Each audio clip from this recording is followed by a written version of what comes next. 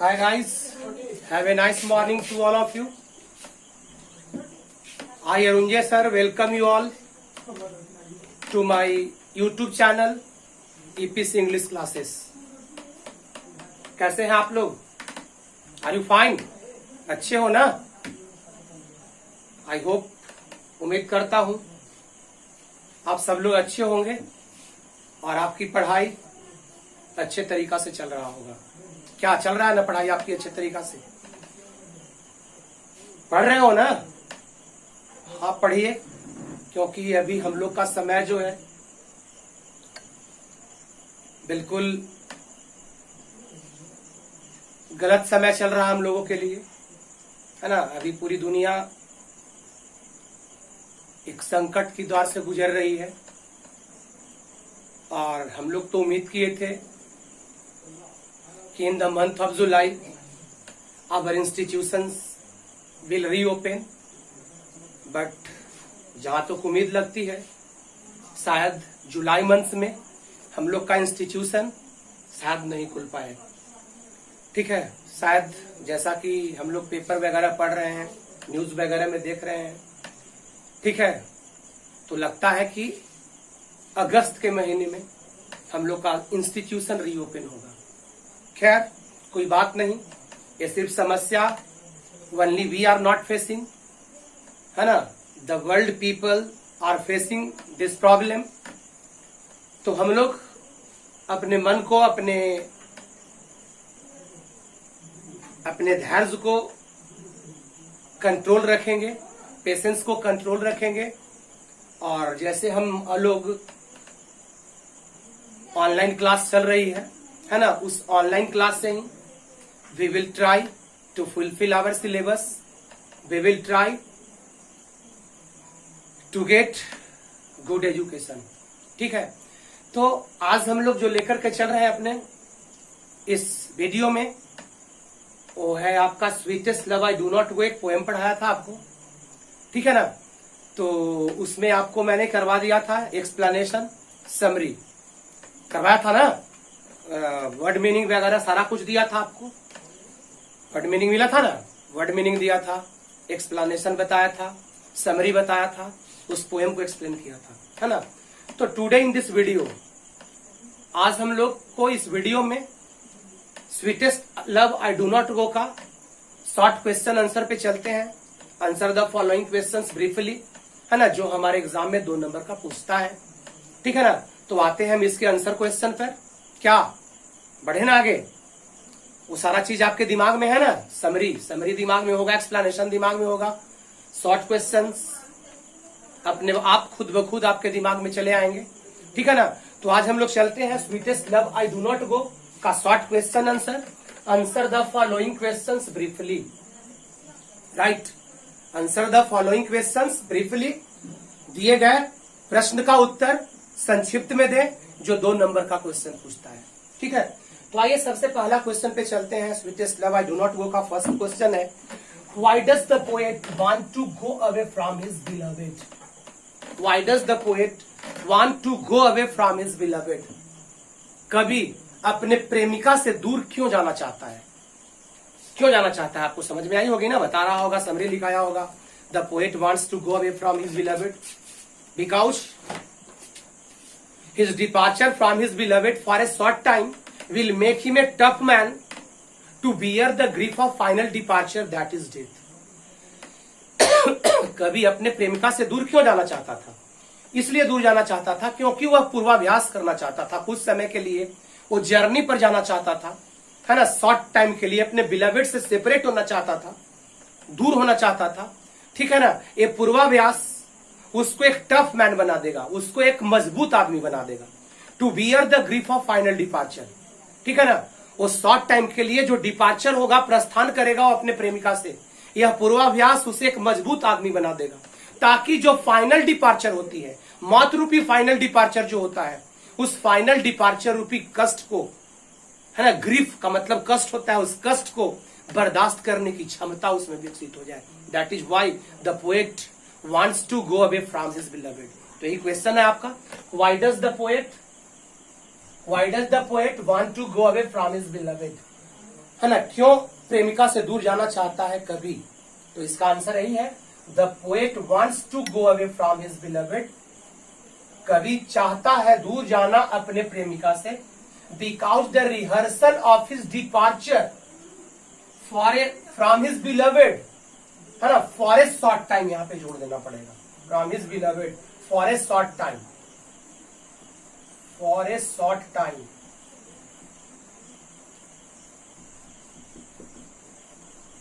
यहाँ पे for a short time होगा। The poet wants to go away from his beloved, कवि अपने प्रेमिका से दूर जाना चाहता है, because the rehearsal of his departure, क्योंकि उसके डिपार्चर का रिहर्सल, उसके डिपार्चर का पूर्वाभ्यास, ठीक है, फ्रॉम हिज बिलवेड, अपने प्रेमिका से, फॉर ए शॉर्ट टाइम, थोड़े समय के लिए, will make him a tough man, उसे एक मजबूत आदमी बना देगा, ठीक है। To bear the grief of his final departure, to bear the grief of his final departure, वह जो फाइनल डिपार्चर, दैट इज, जिसको फाइनल डिपार्चर मतलब अंतिम प्रस्थान, दैट इज डेथ, जो डेथ कहलाता है, मौत कहलाता है, उस फाइनल डिपार्चर, मौत रूपी फाइनल डिपार्चर के कष्ट को बर्दाश्त करने के लिए, है ना, वह एक मजबूत आदमी बनना चाहता है ना, और इसीलिए वह अपने प्रेमिका से कुछ समय के लिए प्रस्थान करना चाहता है, वह अपने प्रेमिका से दूर जाना चाहता है। वंस मोर सुन लीजिए, एक बार फिर से समझ लीजिए। The poet wants to go away from his beloved, कवि अपने प्रेमिका से दूर जाना चाहता है, because the rehearsal of his departure, क्योंकि उसके डिपार्चर का पूर्वाभ्यास, फ्रॉम हिज बिलवेड, अपने प्रेमिका से, फॉर ए शॉर्ट टाइम, कुछ समय के लिए, will make him a tough man, उसे एक मजबूत आदमी बना देगा। To bear the grief of final departure, to bear the grief of his final departure, that is due, है ना, ताकि उसका जो फाइनल डिपार्चर हो, मौत रूपी फाइनल डिपार्चर, मौत रूपी अंतिम प्रस्थान जो हो उसका, है ना, उसके कष्ट को वह बर्दाश्त कर ले, है ना, इसलिए कभी अपने प्रेमिका से कुछ समय के लिए दूर जाना चाहता है। यही था फर्स्ट क्वेश्चन, यही था फर्स्ट क्वेश्चन का answer, right. Now question number 2, what are the things that the sun does not have? What are the things, वो कौन सा चीज है जो सूरज के पास नहीं है? बताया था ना, yesternight the sun went hence and it is here today, he has no desire nor sense nor half so short a way. सूरज के पास क्या नहीं है? तो सूरज के पास डिजायर नहीं है, इच्छा नहीं है, सेंस नहीं है, ठीक है ना, कोई मतलब नहीं है, कोई मीनिंग नहीं है उसका, nor half so short away, और नहीं तो उसके यात्रा का कोई लघु मार्ग है। तो क्वेश्चन होगा what are the things that the sun does not have, तो इसका आंसर क्या देंगे? The sun does not have sense और डिजायर, है ना, he has no shortcut way of its his journey, और नहीं तो उसका अपने यात्रा का कोई लघु मार्ग है, कोई सेंस नहीं है, कोई डिजायर नहीं है, और उसके यात्रा का कोई लघु मार्ग नहीं है। ठीक है, तो इसको नोट कीजिए, इसका आंसर दे रहे हैं आपको, इसको नोट कर लीजिए, इसका आंसर दे रहे हैं।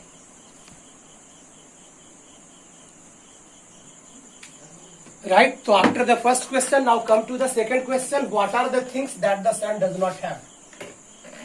सूरज के पास कौन कौन सा चीज नहीं है, ठीक है, तो इसका आंसर क्या होगा? The sun does not have desire and sense. सूरज के पास नहीं तो कोई इच्छा है, नहीं तो कोई कामना है, एंड सेंस, और ना तो कोई उसका मतलब है। It has no shortcut way of its journey, और उसका यात्रा का कोई लघु मार्ग भी नहीं है, उसके यात्रा का कोई लघु छोटा वे भी नहीं है, छोटे रास्ते भी नहीं है। यही था ना, yesternight the sun went hence and it is here today, he has no desire nor sense nor half so short a way. तो the sun does not have, सूरज के पास नहीं है डिजायर एंड सेंस, है ना, it has no shortcut way of its journey, और उसके यात्रा का कोई लघु मार्ग भी नहीं है। यही था ना सेकंड क्वेश्चन का आंसर, समझ में आ रही है ना बात? Now to the question number 3, what will make the speaker's journey speedier? बताया था ना कि मैं सूर्य से भी अधिक तीव्रतर यात्रा करके, सूर्य से भी अधिक तीव्र यात्रा करके मैं तुम्हारे पास वापस लौट आऊंगा। तो कौन सा वैसा चीज था पोएट के पास जिससे उसकी यात्रा जो होगा वो स्पीडियर बनेगा, मतलब सूर्य से भी अधिक तीव्र यात्रा बनेगा उसका? तो लेखक के पास मोर विंग्स और स्पर्श था, प्रेरणा था लेखक के पास। उसके पास प्रेरणा रूपी बहुत से अधिक पंख थे और उसके पास प्रेरणा था। प्रेरणा उसकी कौन थी? तो उसकी प्रेमिका उसकी प्रेरणा थी। ठीक है ना। तो प्रेरणा और अधिक प्रेरणा रूपी पंख उसमें आ गए हैं। वह प्रेरणा रूपी पंख जो है उसके यात्रा को क्या बना देगा? और अधिक तीव्रतर बना देगा। तो इसका आंसर है the speaker has more wings and Spurs. Speaker के पास मोर विंग्स है ना। विंग्स का मतलब उसके पास अधिक पंख है जिससे वह उड़ान भर के अपने प्रेमिका के पास वापस आएगा। एंड स्पर्स का मतलब क्या होता है? मोटिव का मतलब क्या? प्रेरणा। That will make his journey speedier, जो उसके यात्रा को तीव्रतर बना देगा, मतलब सुर से भी अधिक तीव्र बना देगा। पोएट के पास मोर विंग्स है एंड पोएट के पास स्पर्स है ना। That will make his journey speedier, जो उसके यात्रा को क्या बना देंगे? अधिक तेज बना देगा, सूरज से भी ज्यादा तेज बना देगा। राइट, समझ में आ रही है बात ना? Now come to the question number 4। Why is man's power feeble? आदमी का ताकत क्यों कमजोर है? बताया था ना, man's power is feeble. Oh how feeble is man's power? That if good fortune fall can not add another hour nor a lost hour recall. आदमी का ताकत क्यों कमजोर है? Because man depends upon luck, man depends upon fortune. आदमी किस्मत पर विश्वास करता है, किस्मत पर निर्भर रहता है ना। He can neither add an extra hour in his good fortune nor he can recall his past. आदमी अपने अच्छे समय में एक आध घंटा अतिरिक्त जोड़ नहीं सकता है और नहीं तो वह अपने बीते हुए समय को वापस ला सकता है। इसलिए हम कह सकते हैं कि man's power is very feeble. आदमी का ताकत बहुत कमजोर है। Why is man's power feeble? आदमी का ताकत क्यों कमजोर है? फीबल का मतलब क्या होता है? कमजोर। ठीक, तो आइए इसका आंसर देते हैं। इसको लिख लीजिए, इसको नोट आउट कीजिए।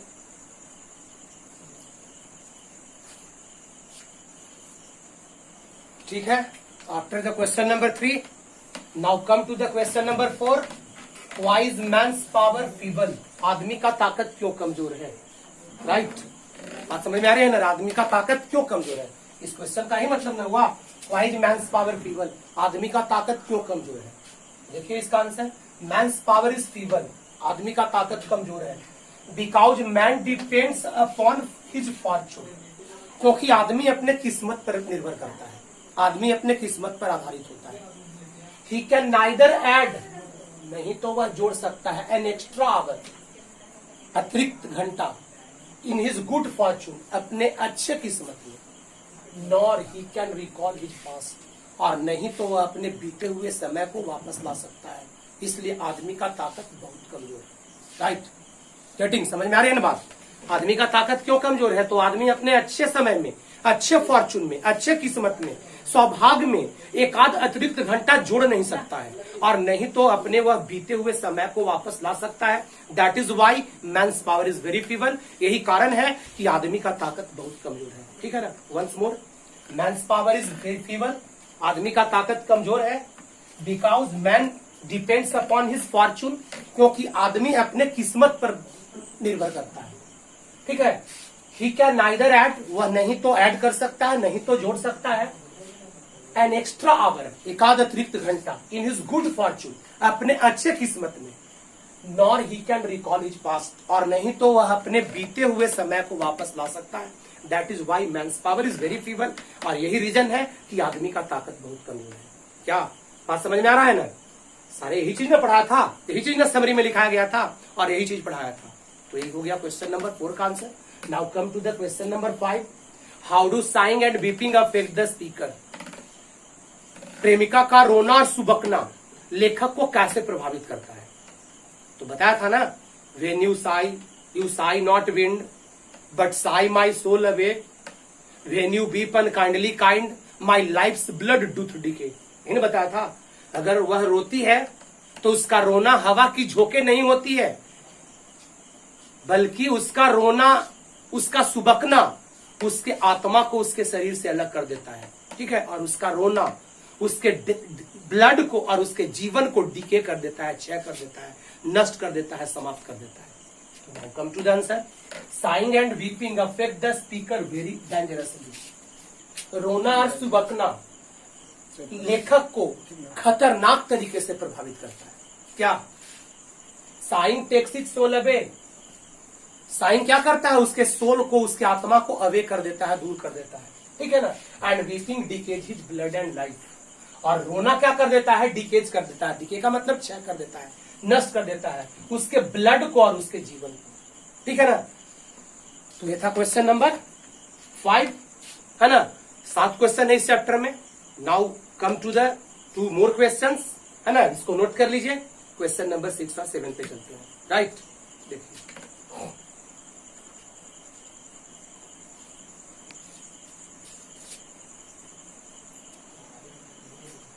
ठीक है। नाउ क्वेश्चन नंबर 6, छठे क्वेश्चन पे चलते हैं। How does the beloved waste the speaker's life. Question है, हाउ डज द बिलवेड, प्रेमिका बर्बाद करती है कैसे द स्पीकर्स लाइफ, स्पीकर्स के जीवन को, वक्ता के जीवन को, यानी अपने प्रेमी के जीवन को, यानी कवि के जीवन को। तो उनका जो सबसे बेस्ट आवर है, उनका सबसे जो बेशकीमती समय है, वह ले लेती है उनकी प्रेमिका, क्योंकि उनको तो यात्रा पर जाने देना नहीं चाहती है। वह रोती है, सुबकती है और उनके यात्रा पर जाने से रोकती है। तो इसका मतलब हुआ कि वह कवि के बेस्ट आवर को, बेस्ट टाइम को, सबसे अच्छे समय को वह खुद ले लेती है, और इस तरह से वह अपने प्रेमी के जीवन को बर्बाद कर देती है। मतलब उनके अच्छे समय को नष्ट करके वह अपने प्रेमी के जीवन को बर्बाद कर देती है। तो आइए इसका आंसर है, the beloved has taken the best hour of the speaker। प्रेमिका ले चुकी है द बेस्ट आवर, सबसे अच्छा समय, आवर का मतलब यहाँ पे समय, ऑफ द स्पीकर, वक्ता का, यानी पोएट का। इन दिस वे, इस तरीका से, सी वेस्ट्स द स्पीकर्स लाइफ, वह स्पीकर्स के जीवन को क्या करती है, बर्बाद करती है ना। By taking his best hour, उनके बेस्ट आवर को लेकर के, उनके अच्छे समय को लेकर के, ठीक है। The beloved waste the speaker's life, beloved speaker's के जीवन को क्या करती है, बर्बाद कर देती है, समाप्त कर देती है। ठीक है, बात समझ में आ रहा है ना, यही चीज ना पढ़ाया गया था। अब आइए लास्ट क्वेश्चन है इसका, इस चैप्टर का। In what way will the lovers remain United, किस तरीके से दो प्यार करने वाले एकजुट रहेंगे, दो प्यार करने वाले कैसे एकजुट रहेंगे। तो कैसे एकजुट रहेंगे बताया था ना, एक दूसरे के दिल में रह करके दो प्यार करने वाले, कभी सेपरेट हो रहा है अपने प्रेमिका से, है ना, लेकिन वह अपने प्रेमिका से बहुत क्या प्यार करता है, अपने दिल से प्यार करता है। From the core of his bottom, from the bottom of his heart, from the core of his heart the poet loves his beloved, पोएट अपने प्रेमिका से प्यार करता है, मतलब पोएट अपने प्रेमिका के दिल में रहता है। तो इसका आंसर यही होगा, the lovers will remain United, दो प्यार करने वाले एकजुट रहेंगे, रिमेन यूनाइटेड, एकजुट रहेंगे, by living in one another soul, एक दूसरे के दिल में रहकर, right. The lovers will remain united by living in one another soul, एक दूसरे के दिल में रह करके दो प्यार करने वाले एकजुट रहेंगे। इट मीन्स, इसका मतलब बाय लविंग स्पिरिचुअली, मतलब आत्मिक रूप से प्यार करके, दो प्यार करने वाले आत्मिक रूप से प्यार करके, है ना, एकजुट रहेंगे। नॉट फिजिकली, शारीरिक रूप से नहीं, शारीरिक रूप से नहीं प्यार करने की बात करते हैं, आत्मिक रूप से प्यार करने की बात करते हैं। आत्मिक रूप से प्यार करके, शारीरिक रूप से प्यार ना करके, है ना, एक दूसरे में के दिल में रह करके दो प्यार करने वाले एकजुट रह सकते हैं, ठीक है ना, एकजुट रहेंगे, सॉरी एकजुट रहेंगे। तो ये था आपका sweetest love I do not go का शॉर्ट क्वेश्चन आंसर, है ना। आई थिंक ऑब्जेक्टिव क्वेश्चंस तो आप डील कर लेंगे, है ना, but in the next video I will try to give you more objectives. जो पॉइंट्स दिया था in the beginning of the chapter, I have given you so many points, है ना, related to the chapter and related to the author. तो in the next video I will try my best to give more points, to give more objective questions related to the poem sweetest love I do not go, ठीक है ना। तो इतना आपको करना है, ये आपको समझ में आ गई होगी, क्या समझ रहे हो ना, कोई प्रॉब्लम नहीं ना है, कोई परेशानी नहीं ना है, इतना समझ लेना है, दिमाग में रख लेना है, क्योंकि 2 नंबर का क्वेश्चन में आ सकते हैं इस चैप्टर से क्वेश्चन, ठीक है ना। तो हम नेक्स्ट वीडियो में कोशिश करेंगे अधिक से अधिक ऑब्जेक्टिव देने का, और जो पॉइंट्स दिया है उस पॉइंट्स को छोड़ करके इन the beginning of the chapter what ever points I have given you, है ना, except that points, I will provide you more objective questions related to the chapter Sweetest Love I Do Not Know. ठीक है, तो आप अच्छे से तैयारी करें इस चैप्टर का, ठीक है ना, और बहुत जल्द हम आगे के चैप्टर्स में भी चलेंगे, तो अच्छे से पढ़ाई करें, दिमाग में रख लें, what ever I am giving you, what ever I am providing you in the videos, है ना, keep that in your mind, अपने दिमाग में उसे अच्छे तरीका से रख लो, ठीक है ना, तो हम नेक्स्ट वीडियो में और आगे चलेंगे, ठीक है ना। और one thing more, subscribe the channel EPSC English classes, please support me, और कमेंट ज्यादा से ज्यादा लिखो, ठीक है ना, that will give me zeal, that will give me power to work hard, to labour hard. अधिक से अधिक कमेंट करो आप लोग, कैसा पढ़ाई आपको लग रहा है, ठीक है ना, अधिक से अधिक कमेंट कीजिए, अधिक से अधिक आप सजेशंस वगैरह कुछ भी है तो प्रोवाइड कीजिए, ठीक है ना, कमेंट डालिए, ठीक है ना, and subscribe the channel EPSC English classes, okay, press the bell icon and share the videos more and more, है ना, and write more and more comments that will give me zeal and that will give me power to do very hard labor and to give you more and more that you do well in your future, that you do well in your examination, right? तो आज के लिए अलविदा, goodbye, see you in the next video, thank you.